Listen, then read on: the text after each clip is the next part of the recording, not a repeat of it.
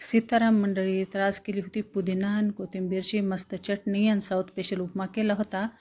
कारण स्वयंपाक आता दुपारी करणार आहे मी, कारण जायचं आहे आज तिळाचं तेल काढायला. आणि खूप दिवस झाला असं पाऊस सारखं चालूच आहे. आणि हे आले होते आज नवीन पाहुणे.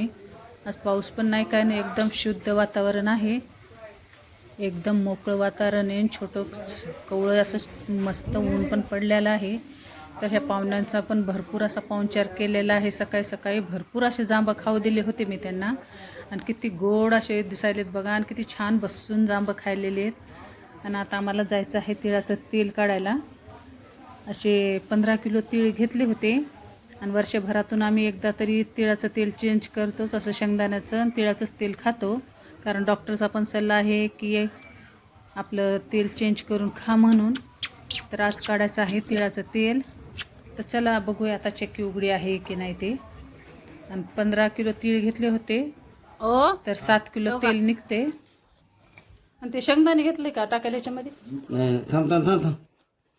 शेंगदाणे टाकतो म्हणलात ना.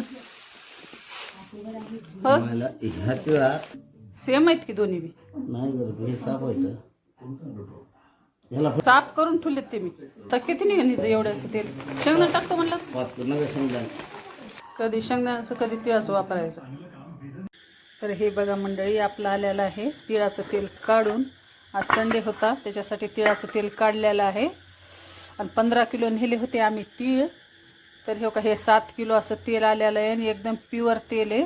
आता हे आपल्याला 5-6 दिवस म्हटलं तर आठवडाभर असंच ठेवायचं आहे. एकदम वर असं नित्तळ तेल येते. आणि हे आहे एकदम प्युअर तेल. तर डॉक्टर पण म्हणतात की 2 तेल 3 तेल असं चेंज करून खात जा म्हणून.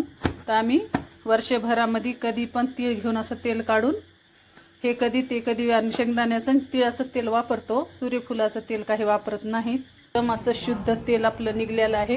आणि ही एवढी जी आहे ते तिळाची खालची जी खळ म्हणतात ती आलेली आहे. आता ही आपली गाई वासरांना आपलं जे दूधवालं आहे तो सकाळी त्यांना द्यायची आहे मला. आणि खूप छान तेल लागतं, तुम्ही बी नक्की ट्राय करा. आणि तसं काढून आणल्यानं आपल्या आरोग्यासाठी बी खूप छान असतं. आणि तेल नक्की चेंज करून खात जा. आणि बघा एकदम असं प्युअर निघलेलं आहे आपलं तिळाचं तेल, जे आपले गुडघे कंबर दुखी त्याच्यासाठी पण खूप उपयुक्त असतं. तर कसा वाटला ब्लॉग कमेंटमध्ये नक्की सांगा.